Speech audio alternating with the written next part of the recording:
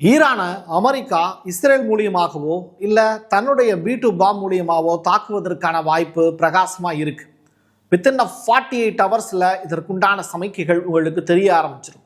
அதுக்கு முன்னதாக ஈரானில் இருக்கக்கூடிய முக்கிய தலைவர்களுடைய மகன் மகள் கடத்தப்படுவதற்கான வாய்ப்பு இருக்கு அப்படின்னு சொல்லியிருக்காங்க. அவங்களுடைய பேரும் வெளியாயிருக்கு.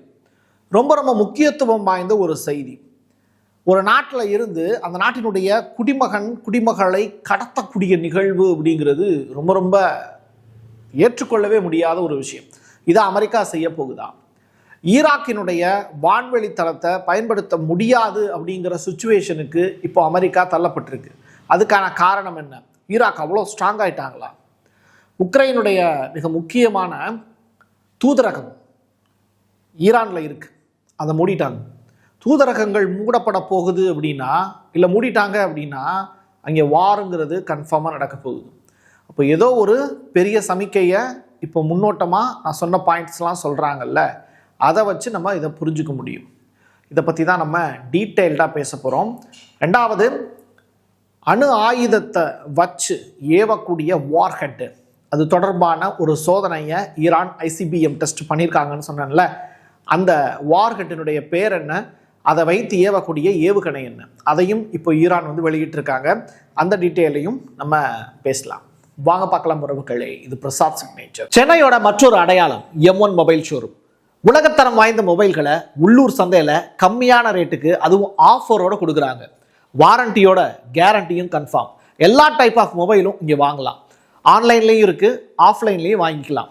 தொடர்புக்கு 7305258665 இந்த நம்பருக்கு கான்டாக்ட் பண்ணுங்க. உங்களுடைய தொழில் சம்பந்தமான விளம்பரங்களை நமது சேனலில் ஒளிபரப்ப உங்களுக்கான அருமையான வாய்ப்பு.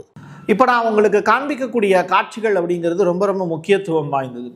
ஒரு நாட்டில் அந்த நாட்டினுடைய வான்வெளி மூடப்படுது, ரைட்டா? அப்போ விமானங்கள் பறக்க முடியாது. போர் விமானங்கள் மட்டும் எப்படி பறக்க முடியும்? அதுவும் ஈரானில் வான்வெளிங்கிறது மூடப்பட்டதாக அறிவிக்கப்படுது. கத்தாரில் இருந்தோ, யூகேல இருந்தோ, யூஎஸ்ல இருந்தோ வரக்கூடிய விமானங்களோ, இல்லை இங்கிருந்து அங்கே போகக்கூடிய விமானங்களோ போக முடியாது. இதுதான் இங்கே இருக்கக்கூடிய யதார்த்தமான நிலை. ஆனால் இதை கட் பண்ண 24 ஹவர்ஸுக்கு அப்புறமும் கூட அமெரிக்காவினுடைய வெறும் விமானம் அல்ல, போர் விமானங்கள் ஈரான் முழுவதும் வட்டமடிக்குது. அந்த போர் விமானத்தின் மீது ஈரானும் அட்டாக் பண்ணலை, பொறுமையாக அதை பார்த்துக்கிட்டே இருக்காங்க. அவங்க என்னதான் பண்ணுறாங்கன்னு பார்ப்போம் அப்படிங்கிறத விட்டு வேடிக்கை பார்த்துக்கிட்டு இருக்காங்க. இப்போ அந்த போர் விமானங்களை ஈரான் அட்டாக் பண்ண முடியும், ஆனாலும் அதை செய்யலை. அது ஏன்னு தெரியலை.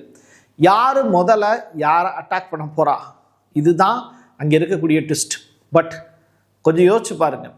உங்களுடைய வீட்டுக்குள்ளே ஒரு திருடன் உள்ளே புகுந்து, என்ன நான் திருட போகிறேன்னு சொல்லிட்டு வீட்டுக்குள்ளே வரைக்கும் வர்றான். அவனை நீங்கள் திருப்பி அடிச்சிங்கனாலோ காயப்படுத்துனீங்கனாலோ, வெளியில் போய் நான் திருடனே கிடையாது, என்னைய இவங்கெல்லாம் அடித்து காயப்படுத்துகிறாங்க, நான் ஒரு வட இந்தியர் அப்படிங்கிறதுனால தான் என்னை எப்படி காயப்படுத்துகிறாங்களா அப்படின்னு தமிழ்நாட்டுக்குள்ளே ஒருத்தவங்க சொன்னாங்கன்னா எப்படி இருக்கும்? யோ, அவன் நெசமாகவே திருட வந்திருக்கான்யா, திருடிட்டு போகிறதுக்காக உள்ளே வந்திருக்கான். ஆனால் பாரு அவன் எப்படிலாம் பேசுகிறான். இப்போ அவனை அடித்ததுனால அவன் அப்படியே தலைகளை திருப்பிட்டு போகிறான். இப்போ என்கிட்ட நகையே இல்லையே, நான் திருடேங்கிறத எதை வச்சு நீ சொல்லுவ அப்படின்னா அவங்க சொல்ல முடியாது இல்லையா? அந்த மாதிரியான ஒரு தர்ம சங்கடமான நிலை தான் இந்த காட்சிகள் விளக்குது. ஜேர்னலிஸ்ட் அனா கஸ்பாரியன் அப்படிங்கிற ஒரு லேடி, அவங்க ஒரு முக்கியமான ஸ்டேட்மெண்ட் ஒன்று கொடுத்துருக்காங்க.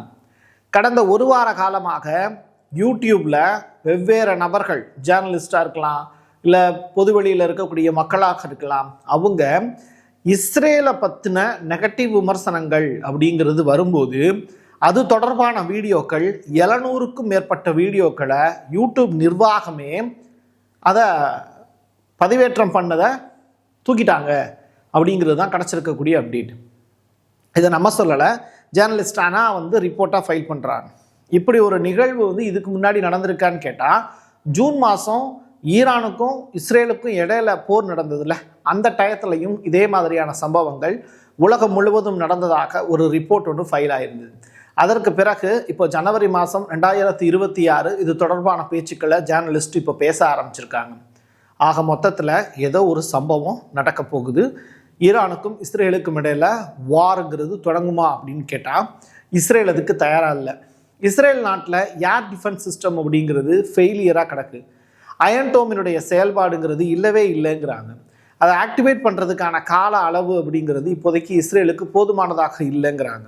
ஸோ இந்த ஒரு காரணத்தினால அமெரிக்கா தன்னிடம் இருக்கக்கூடிய ஆயுதங்களை மட்டுமே ஈரானை நோக்கி செலுத்த முடியுமே தவிர, பதிலுக்கு Iran, Israel plus middle east ஏரியாவில் இருக்கக்கூடிய யுஎஸ் தளங்கள் மீது தாக்குதல் நடத்தினா இஸ்ரேலை வச்சு ஈரானை அட்டாக் பண்ணுறதுங்கிறது அங்கே நடவாத காரியமாக போயிடும்.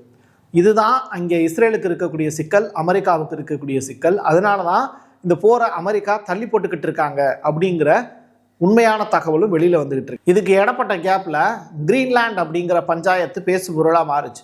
கிரீன்லாண்டை எனக்கு கொடுத்துருங்க, எனக்கு எழுதி கொடுத்துருங்க, அங்கே இருக்கக்கூடிய ஒவ்வொரு மக்களுக்கும் $10 லட்சம் வந்து நான் கொடுத்துட்றேன், நீங்கள் அங்கேயே குடியிருந்துக்கலாம், ஆனால் அந்த நாட்டினுடைய வளம் எங்களுடையதாக இருக்க வேண்டும்னு அமெரிக்காவுக்கு ஆதரவாக அவர் ட்ரம்ப் பேசிக்கிட்டு இருக்கார்.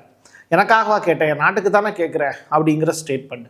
ரஷ்யாவும் சீனாவும் உள்ளே வந்துடும் அப்படின்னு பயமுறுத்தியே இப்போ கிரீன்லாண்டை எழுதி வாங்க கேட்குறாரு. கிரீன்லாண்டினுடைய நிர்வாகம் யூரோப்பிய நாடுகள்கிட்ட போய் நின்றுச்சு. நானும் நாட்டோவில் அங்கத்தினர் தானே, என்னுடைய நாட்டை ஒருத்தவங்க கேட்குறாங்க, எனக்காக சப்போர்ட்டுக்கு வாங்கன்னு சொன்னாங்க. நாட்டோவில் இருக்கக்கூடிய முக்கியமான ஜெர்மனி, இட்டாலி, யூகே போன்ற நாடுகளில் ட்ரூப்ஸ் அனுப்பிச்சி விட்றாங்க. நெதர்லாந்து உள்ளிட்ட நாடுகள் உட்பட ட்ரூப்ஸ் அனுப்பிச்சி விட்டு அது ஒரு காமெடியான நிகழ்வு. 50லேருந்து 100 பேர் மட்டும்தான் நாட்டோ படைகள் கிரீன்லாண்டுக்கு போய் பாதுகாப்பாக போகுது. இதெல்லாம் அமெரிக்காவுக்கு சொற்பமாக பூணு ஊதி தள்ளிடுவாங்க. அப்படிப்பட்ட ஒரு நிகழ்வு அப்படின்னு இட்ஸ் அ வெரி காமெடி அப்படின்னு சொல்லி யார் சொல்கிறா? இட்டாலியினுடைய பிரைம் மினிஸ்டர் மெலோனி அவர்கள் சொல்கிறாங்க. மெலோனி அவர்கள் எங்கே போகிறாங்க? ஜப்பானுடைய பிரைம் மினிஸ்டரை மீட் பண்ணிட்டு நேரடியாக அமெரிக்காவினுடைய அதிபரையும் சந்திச்சுட்டு வந்திருக்காங்க. ரெண்டாவது, இங்கே நடக்கக்கூடிய நிகழ்வுகள் எதுவுமே கிரீன்லாண்டு தொடர்பான விஷயம் மாதிரி தெரியலை. உக்ரைன் பிரச்சனையை மறைக்கிறதுக்கு, பீஸ் டீல் தொடர்பான விவகாரங்களை அப்படியே குப்பையில் போட்டு தள்ளுறதுக்கு கிரீன்லாண்டுங்கிற விவகாரத்தை ஒரு பெரிய அரசியல் சாணக்கியனா ட்ரம்ப்பும் புட்டினும் எடுத்திருக்காங்க. இதுதான் என்னுடைய தனிப்பட்ட கருத்து. எது எப்படியோ இப்படிப்பட்ட சூழ்நிலையில் யூரோப்பியன் யூனியன் ஸ்ட்ராங்காக இருக்கான்னு கேட்டால் கிடையாது, வீக்காக இருக்குது. அதனால தான் நாங்கள் நாட்டோ படைகளை கூப்பிட்டது அமெரிக்காவுக்கு எதிராக அல்ல, ரஷ்யாவுக்கு எதிராகன்னு கிரீன்லாண்டினுடைய நிர்வாகமே இப்போ சொல்லியிருக்காங்க. அப்போது நீங்கள் அமெரிக்காவுக்கு இவ்வளோ பயந்துக்கிட்டு எதற்காக அவரோட மல்லு கட்டணும்? அதற்கு கிரீன்லாந்து எழுதி கொடுத்துட்டே போயிடலாமே. எதிர்த்து பேசினாங்க அப்படிங்கிற ஒரே காரணத்துக்காகவே 8 யூரோப்பியன் கண்ட்ரிஸ் அவங்களுக்கு ஃபைன் போட்டிருக்காரு அமெரிக்காவினுடைய அதிபர் டொனால்டு ட்ரம்ப். டாரிஃப் அப்படிங்கிற ஒரு விஷயத்தை வச்சுட்டு இப்போது அமெரிக்காவினுடைய அதிபர் டொனால்டு ட்ரம்ப் ஆடக்கூடிய ஆட்டம் கொஞ்சம் வித்தியாசமானது தான். நெதர்லாந்தினுடைய படைகள் போச்சுல, அவர் ஃபஸ்ட்டு உச்சரிக்கக்கூடிய பேர் நெதர்லாந்து தான். அதற்கு பிறகு யூகே, ஜெர்மனி, டென்மார்க், பின்லாந்து. ஏன்னா ஜெர்மனிலாம் ரஷ்யாவோடு கூட்டணி வைப்போம்னு சொல்லியிருந்தாங்க. மெர்ஸ் அவர்கள் அதுக்கு ரெடின்னு சொல்லியிருந்தார். எரிபொருளே இல்லை எனக்கு, அதனால் நான் ரஷ்யாவோட ஜாயின் பண்ண போகிறேன் அப்படின்லாம் சொல்லியிருந்தார். ஸோ இப்படிப்பட்ட சூழ்நிலையில் 8 யூரோப்பியன் கண்ட்ரீஸுக்கு அவர் 10% ஃபைன் போட்டிருக்காரு. மறுபடியும் இதை தாண்டியும் நீ ஏதாவது பேசுனீங்கன்னா இந்த 10%ங்கிறது 25% மாறுவதற்கான வாய்ப்பு இருக்குது. சரி, உன் பஞ்சாயத்தை நீ முடிச்சிட்டேன், கிரீன்லாந்து வேகமாக எழுதி கொடு, அடுத்து நான் ஈரானுக்கு போகிறேன் அப்படின்னு இப்போ ட்ரம்ப் அடுத்த கட்டத்தை நோக்கி நகர்ந்துட்டார். ஈரானுடைய ஃபாரின் மினிஸ்டர் மிக முக்கியமான ஸ்பீச் ஒன்று கொடுத்துருக்காரு. அவருடைய பேர் அப்பாஷ் அராக்கி. அவர் ஈராக்குக்கே போயிருக்காரு. அங்கே ஈராக்கினுடைய பிரதிநிதி ஃபுயட் உசைன் அப்படிங்கிறவரை மீட் பண்ணிட்டு அந்த நாட்டினுடைய மிக முக்கியமான ஒரு தளத்தில் நின்று பேசுகிறார், ஸ்பீச் ஒன்று கொடுக்குறார் வேர்ல்டு லீடர்ஸ்க்கு. பாக்தாத்தை விட்டு யுஎஸ்ஐ சேர்ந்த இராணுவ படைகள் வெளியேற வேண்டிய நேரம் இது. ஐக்கிய நாடு சபையும் இதனை அனுமதித்திருக்கிறது. கொஞ்சம் கொஞ்சமாக ஈராக்கை விட்டு வெளியேறி விடுவோம் அப்படின்னு அமெரிக்கா வாக்கு கொடுத்தாலும் இன்னும் சில பிரதேசங்களில் அமெரிக்காவினுடைய வாடை அடிச்சுக்கிட்டு இருக்கு. அது ரொம்ப பேட் வைப்ரேஷன், தயவுசெய்து அதை கிளப்பி தூக்கிட்டு போங்க அப்படிங்கிற ஸ்டேட்மெண்ட்டை கொடுத்துருக்காங்க. அப்போது ஒட்டுமொத்தமாக ஈராக்கை விட்டு அமெரிக்காவை வெளியேற்றிட்டாங்க அப்படின்னா அது ஈராக்குக்கும் சக்ஸஸ், அது ஈரானுக்கும் சக்ஸஸ். இப்படிப்பட்ட ஒரு சுச்சுவேஷன் கூடிய விரைவில் வரணும் அப்படின்னு ஈரானுடைய ஃபாரின் மினிஸ்டர் பேசியிருக்கார். பட் ஈராக்கினுடைய வான்வெளிங்கிறது ரொம்ப முக்கியமானது, அது அமெரிக்காவுக்கு தேவை. இப்படிப்பட்ட நிலையில் ஈரானோடு போர் மேகங்கள் சூழ்ந்திருக்கக்கூடிய இந்த சூழ்நிலையில் ஈராக்கை விட்டு அமெரிக்க படைகள் வெளியேறுமா வெளியேறாதாங்கிறது டவுட் தான். பகாய் அப்படின்னு சொல்லிட்டு ஒரு உளவு அமைப்பு, இவங்க யாருன்னா மொசாட்டோடு தொடர்புடைய நபர்கள் அப்படின்னு சொல்றாங்க. அப்படிப்பட்ட நபர்கள் ஒரு 32 பேரை இப்போ ஈரான் அரசு கைது பண்ணியிருக்கிறதா செய்திகள் வெளியாகுது. இதை வெளியிட்டிருக்கிறது யாருன்னா டெலகிராம் அண்டு ஈரானுடைய ப்ரெஸ் அப்படிங்கிற ஒரு டிவி சேனல். இதெல்லாம் அஃபீஷியலாக இருக்கக்கூடிய டிவி சேனல்ஸ். அவங்க இந்த இன்ஃபர்மேஷனை கொடுத்துருக்காங்க. ஸோ மொசாட் உளவாளிகள் கைது செய்யப்பட்டுட்டாங்க. அவங்களுக்கு பேர் பகாய் அப்படிங்கிற உளவு அமைப்புங்கிறாங்க. இப்போ இவங்க எல்லாமே தூக்கிலிடப்படுவாங்களா இல்லை சிறையில் அடைக்கப்படுவார்களா அப்படிங்கிறது தொடர்பான விவரங்கள் இன்னும் கொடுக்கப்படலை. பட் ஏற்கனவே தூக்கு தண்டனை கைதிகள் ஒரு 800 பேருடைய அந்த டேட்டுங்கிறது தள்ளி போகுது. காரணம் என்னன்னா, அமெரிக்காவுக்கு ஈரான் கொடுத்திருக்கக்கூடிய அந்த வாக்கின் அடிப்படையில் அந்த தீர்ப்பை தள்ளி வச்சிருக்காங்க. பார்ப்போம் அடுத்து என்ன நடக்க போகுதுன்னு. ஈரானுடைய மிக முக்கியமான தலைவர்களுடைய மகன் மகள் இவங்கெல்லாம் கடத்தப்படுவதற்கான வாய்ப்பு கிடைச்சிருக்கு அப்படின்னு ஒரு அதிநவீன ஒரு செய்தி ஒன்று சுத்திக்கிட்டு இருந்துச்சு. இதை படித்து பார்க்கும்போது எனக்கு ரொம்ப ஷாக்காக இருந்தது. இப்படி ஒரு செயலை அமெரிக்கா செய்யுமா அப்படின்னு கேட்டால், லெபனானில் இஸ்ரேலை வச்சு முக்கியமான தலைவர்கள் நசருல்லா உள்ளிட்ட தலைவர்களை கொலை செய்யலை. அப்போ உலகம் என்ன பண்ணுச்சு? வேடிக்கை தானே பார்த்துட்டு இருந்துச்சு. இதே காசாவில் அப்பாவி பொதுமக்கள் 1000 பேர் இல்லை, லட்சக்கணக்கான பேரை கொலை பண்ணலை. அப்பையும் உலக நாடுகள் பார்த்துக்கிட்டு தானே இருந்தது. இதெல்லாம் பார்த்துக்கிட்டு இருக்கக்கூடிய உலக நாட்டினுடைய ஆண்மையுள்ள தலைவர்கள் இப்போ நடக்கக்கூடிய சம்பவத்தையும் வேடிக்கை தான் பார்த்துக்கிட்டு இருப்பாங்கங்கிறதுல எனக்கு மாற்று கருத்து இல்லை. சரி, இப்போ என்னதான் பிரசாத் செய்ய போகிறாங்க? யாரை கடத்த போகிறாங்க அப்படின்னு கேட்டால், கம்யூனியவே கடத்திடுவாங்களான்னு கேட்டால் அப்படி கிடையாது. ஒரு வீட்டில் அம்மாவும் அப்பாவும் இருக்கும்போது குழந்தைங்க 2 பேர் அடிச்சுக்கிட்டு நாடினாங்கனாலோ இல்லை குழந்தைகளுக்கு ஏதாவது ப்ராப்ளம்னாலோ அந்த அம்மா அப்பா ரொம்ப வருத்தப்படுவாங்க. அவங்களுக்கு ஒரு வலி வேதனைனா கூட அவங்க தாங்கிப்பாங்க. ஆனால் பிள்ளைங்களுக்கு ஒரு பிரச்சனை அப்படிங்கும்போது பார்த்துக்கிட்டு சும்மா இருக்க முடியாது. அப்படி ஒரு வழியை ஈரானை சேர்ந்த அரசியல் கட்சி தலைவர்களுக்கு கொடுக்கணும் தான் இப்போ அமெரிக்கா இந்த சைக்கலாஜிக்கல் அட்டாக்கை நடத்த போகுது. அது எப்படின்னா, ஈரானுடைய தேசிய பாதுகாப்பு கவுன்சிலினுடைய செக்ரட்டரி, அவங்க பேர் ஃபாத்திமா அல்சேக் அல் தேசர், ரைட்டா, லாரிஜானி அப்படிம்பாங்க சுருக்கமாக அவங்களுடைய பேரை. அவங்க மக பார்த்தீங்கன்னா நாடு கடத்தப்படுவதற்கான வாய்ப்பு இருக்குது அப்படின்னு சொல்கிறாங்க. இதை ட்ரம்ப் நிச்சயமாக செய்ய போகிறாருன்னு சொல்கிறாங்க. அப்போ இன்னொரு நபர் யாருன்னு கேட்டால், ஒரு பொண்ணு ஆயிடுச்சு, இன்னொரு பையன் ஒருத்தனை தூக்குவோம் அப்படின்னு சொல்லி அவங்க யாருன்னா ஈசா கசீமி 1979 யுஎஸ் தூதரக அலுவலகத்தை முற்றுகையிட்டு இஸ்லாமிக் புரட்சிக்கு ரொம்ப பெரிய அளவில் சக்ஸஸ்ஃபுல்லான ஒரு காரணமாக இருந்த நபர், ரைட்டா. ஆட்சி மாற்றத்துக்கு, ஷா ஆட்சிக்கு பிறகு இஸ்லாமிக் ரெவல்யூஷனை டெவலப் பண்ணுறதுக்கு அவர் தான் ஹெல்ப் பண்ணார். 52 அமெரிக்கர்களை அந்த டயத்திலேயே 52 அமெரிக்கர்களை 444 நாட்கள் படைய கைதிகளாக பிடிச்சி வச்சு ஒரு பெரிய சகாப்தத்தை ஈரானில் ஏற்படுத்தினார். அப்படிப்பட்டவருடைய மகன் கைது செய்யப்படுவதற்கான வாய்ப்பு இருக்குது, நாடு கடத்தப்படுவதற்கான வாய்ப்பு இருக்குது அப்படின்னு சொல்கிறாங்க. இந்த 2 பேரை தட்டி தூக்குறதுக்கான வேலையை இப்போது அமெரிக்கா செய்ய போகுது. இதுதான் ஈரானுக்கு கொடுத்துருக்கக்கூடிய ஷாக்கு. இந்த நியூஸை அப்படியே மொசாட் உளவாளிகள் மூலிமா இன்ஃபர்மேஷனை வெளியிடுறாங்க. நாடு முழுவதும் பரவுது, அதிர்வலை ஏற்படுத்துது. ஆனால் முடிஞ்சால் அவங்களுக்கு நீ பாதுகாப்பு கொடுத்துக்கோன்னு அமெரிக்கா ஓப்பன் ஸ்டேட்மெண்ட்டாக இதை கொடுக்குறாங்க. பட் இதை நீங்கள் மற்ற செய்தி சேனல்களில் நீங்கள் பார்த்தீங்க அப்படின்னா இந்த இன்ஃபர்மேஷன் உங்களுக்கு கிடைக்காது. இது ஈரானில் இருக்கக்கூடிய மிக முக்கியமான இன்வெஸ்டிகேட்டிவ் ஜேர்னலிஸ்ட் நமக்கு கொடுக்கக்கூடிய தகவல் தான் இது, சரிங்களா. நீங்கள் ப்ரெஸ் டிவி ஆகட்டும், ஐஆர்ஐபி, இந்த மாதிரியான ஈரான் சேனல்களில் பார்த்தீங்க அப்படின்னா இது தொடர்பான விவரங்கள் அங்கங்கே செய்திகளாக முணுமுணுக்கப்படும். காலையில் நம்ம ஒரு செய்தி ஒன்று போட்டோம், அதை கடைசி வரைக்கும் என்னால் அப்லோட் பண்ணவே முடியல. சாயங்காலம் 5 மணிக்கு தான் அதை என்னால் அப்லோட் பண்ண முடிஞ்சுது.